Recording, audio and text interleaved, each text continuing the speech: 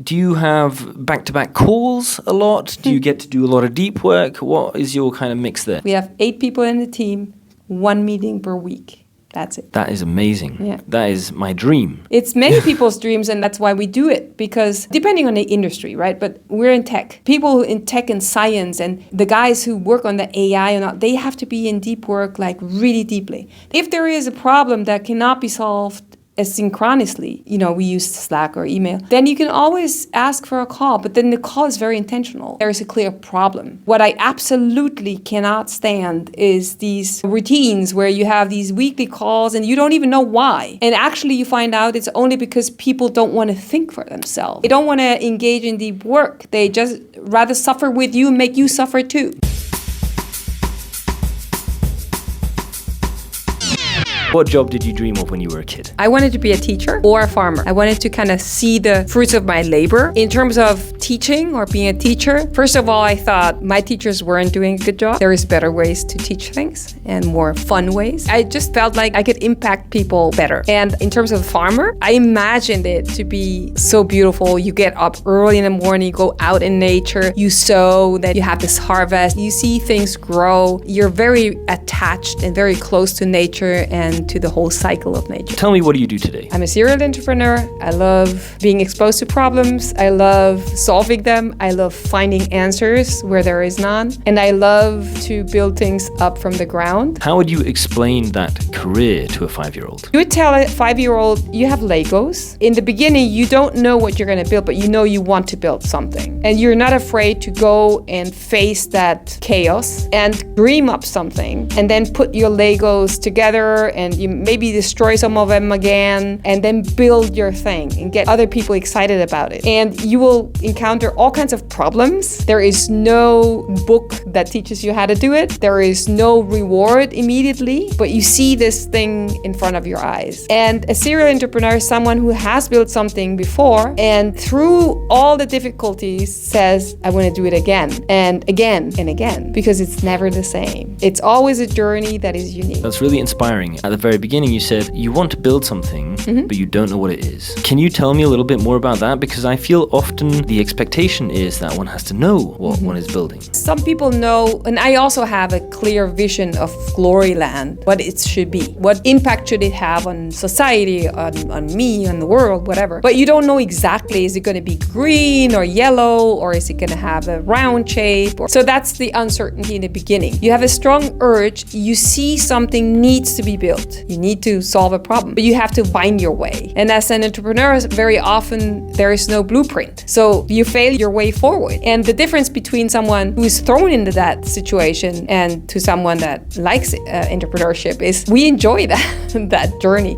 And we're okay with failing and being rejected a million times a day. But it's still tough. It is very tough. You build a thick skin around it. You never get completely used to it. And I hope you never get, because the excitement is to deliberately put yourself into such a problem and to be in discomfort and to come up with solutions that nobody thought of before. So it's definitely a pain. And I often compare it to, going to a mountaintop. You're going to hike, you know exactly you're going to curse yourself. You know exactly it's going to be painful. You're going to be thirsty. You're going to be tired. The weather is not going to be what you think, but you still keep doing it, and there is no prize waiting up there. It's just the journey is a prize. It's a good analogy. I find though, if you're going up a mountaintop, you know that there's a road that will take you from the bottom to the top. And I think the challenge with entrepreneurship is that you don't always know where the road is. No, right? If there is a road at all. If you're going to be by yourself, you don't know. So you build your way in your journey along with every step. And you got to love that. If you don't love that, if you're overwhelmed by the risk that you perceive, or if you want security and immediate gains, then maybe that's not something for you. That's fine. I enjoy it. I curse it. At times I really curse it. But overall, I love it. And once you're up there, you see all the other mountains that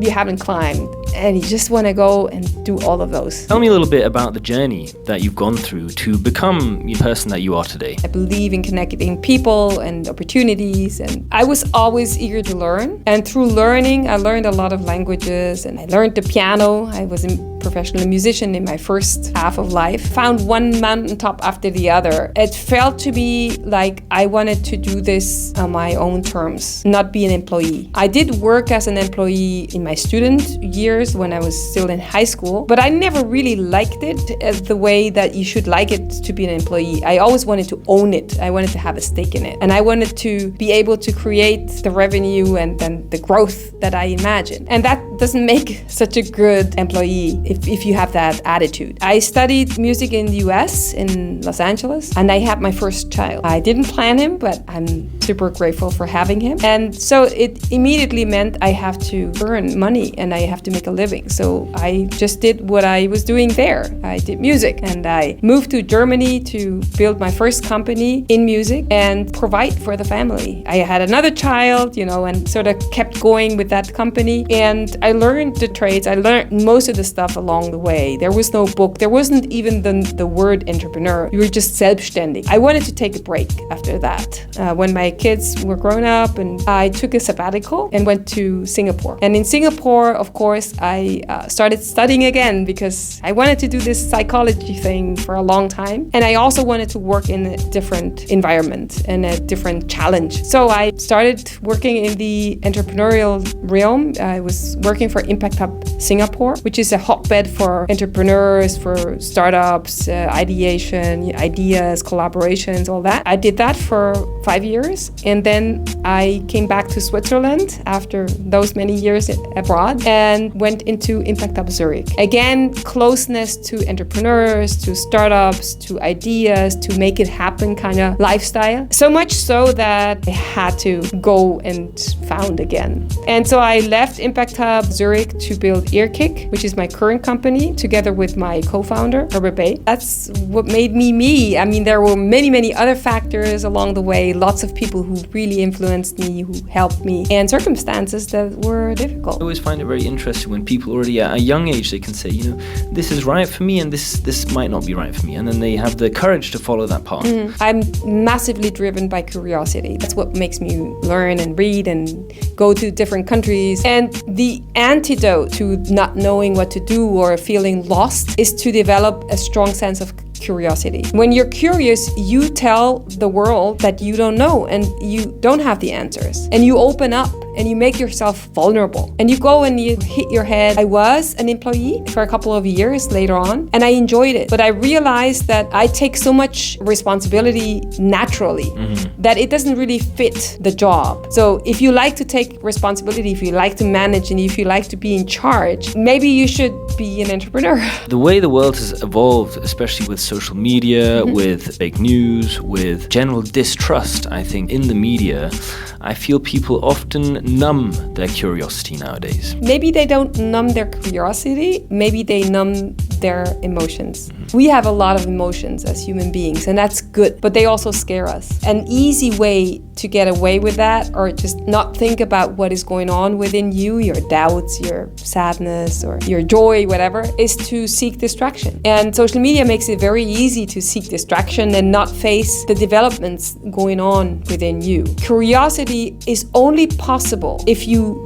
accept that you don't have the answers and that you're weak to some extent. Then you can be curious, because you're risking to make a fool of yourself, but you stand to gain a lot. Sky's the limit. I advocate for curiosity, but I think it's like a muscle that if you don't train it, it's just gonna atrophy. You're not gonna be able to grow it big and strong. Something we have to cultivate. Earkick. Give me the 30-second elevator pitch. So at Earkick, we measure and improve mental health in real time. And the real time is the important thing here. And we help or empower people to, at any time in their lives, have agency over their mental health journey so that they can rise up to their potential and not be hindered by it. So it's a mental health application. It is an AI-powered platform. You can download it on the App Store or on Google. And it makes it very easy for you to check in with yourself on a regular basis. Only takes a few seconds. And the technology that we built, which is really unique in the world, it catches the way you speak, what you speak, how you speak it, the context, and makes sense out of it. You can also type into it or you can video into it. The bottom line is, after those few seconds, automatically it will assess your current state, and it will put it into a journal so that you have of every day or every time you do it, you have a snapshot of how you've been doing. The most beautiful thing is based on that data, based on what it measures, it will react to you. So we have a little panda that is our mascot, and the panda appears and gives you an answer. And this answer is absolutely focused on what you just said or typed or videoed. It will validate your emotions. It will make you feel heard and understood, because the panda is a very good listener, and it will come up with some suggestions that you can put in action right away. It's completely private. Everything is analyzed, processed, and stored on your phone. You'll never see an ad. It's radically private. You don't have to put it in your email or any of your personal data. It sounds like a very interesting mix between, on the one hand, journaling, but with your voice, and then having almost a therapist to feed back to you. A lot of people start out with the app and then go on to open up with other people. But for them, using the app is a good way to have an easy way in and to practice and to speak about emotions, something that seems to be very difficult for people. It helps with gratitude. We take good things for granted and we complain about the bad things. Absolutely. If you can go back, and I do that, I use the app every day. I can go back and see, oh my gosh, I've been so lucky and my mood has been mostly great. And then you look at your life in a different way rather than only seeing, oh, I was ill 2 weeks ago. Oh, that was, a drag. So it fosters gratitude. What do you love about your job? The freedom. What's the biggest challenge? Managing uncertainty. What does your day-to-day look like? I get up early, very early. I go run, and then I do the heavy lifting in the morning. I try to create, write, do all that, and rather the shallow work in the afternoon. We work from home. We cook 4 times per day fresh, and we get enough sleep. So we go to bed early and we sleep 8, 9, sometimes 10 hours. Do you have back-to-back calls a lot? Do you get to do a lot of deep work? What is your kind of mix there? We have 8 people in the team, 1 meeting per week. That's it. That is amazing. Yeah. That is my dream. It's many people's dreams, and that's why we do it, because depending on the industry, right? But we're in tech. People in tech and science and the guys who work on the AI and all, they have to be in deep work, like really deeply. If there is a problem that cannot be solved asynchronously, we use Slack or email, then you can always ask for a call, but then the call is very intentional. There is a clear problem. What I absolutely cannot stand is these routines where you have these weekly calls and you don't even know why. And actually you find out it's only because people don't want to think for themselves. They don't want to engage in deep work. They just rather suffer with you and make you suffer too. In my opinion, this is one of the most significant problems that we face nowadays, especially since the pandemic. Yeah. I mean, we have these companies where people are tied up in calls from 8:30 in the morning till 5 at night. It's not productive. Not only is it not productive, but it is depressing. You cycle through these 30-minute calls and people want to do deep work. People want to get into a state of flow. It's a behavioral problem. I mean, we sort of help people with our app because they can establish micro routines. I mean, they see how their mental health is trending. And if you see that on Thursdays and on Wednesdays you're doing really bad, then it probably has to do with something in your life. It is the meetings. And then you can start to, change that. What we can't change yet is a toxic environment, a workplace that grinds people, or a boss that's not understanding. Tell me of a time you lost hope or belief in yourself. I did, many times. I was in a very dark moment when I think I was 29 or something, and I already had 2 kids. I was unhappy in my marriage. I was unhappy with how things were going. I kept it all inside. I felt like it's all my fault and that I took the wrong decisions, etc. And because I didn't open up, I didn't ask for help. I was the only person talking to herself, and it was very painful. I felt like I didn't want to live anymore. Curiosity got me out of it, and also my stamina that I have. And I felt like I wasn't worth to take the time out to tell people that I don't know. I had to go through that. And thank God I found a good reason to live. Thank God I had children and a supportive environment after all. Is there anything in particular at that time that you can recall that helped you kind of get out of that rut? I knew I had to reinvent myself. I felt like there was something within me that needed to get out. At that time I was also teaching a lot and playing a lot, so I wasn't paying attention to my health. I wasn't paying attention to my rest. It's just give, and never reflect on what this is doing to me. So I decided that it was time that somebody gives me nourishment. And I started studying again. Unfortunately, next to work, having an environment where somebody was preparing for you and giving you information, that was really helpful. And that helped me get out of it slowly. The problem I realized I have is that I blame myself. Rather than say, I need help, I blame myself. I have negative self-talk. And over time, I learned that you can turn everything that is negative into an opportunity with the right help, with the right mindset, and with curiosity. What are some weird things people don't know about running a tech company? Running a tech company is often looked at as something cool, you know Elon Musk or Mark Zuckerberg, and you feel like they have all the answers and it's just about building things and doing code like crazy, right? The misconception here is that unless you really build value for a living being, for a person, it's not worth anything. Tech in and of itself doesn't have a value. It doesn't create value.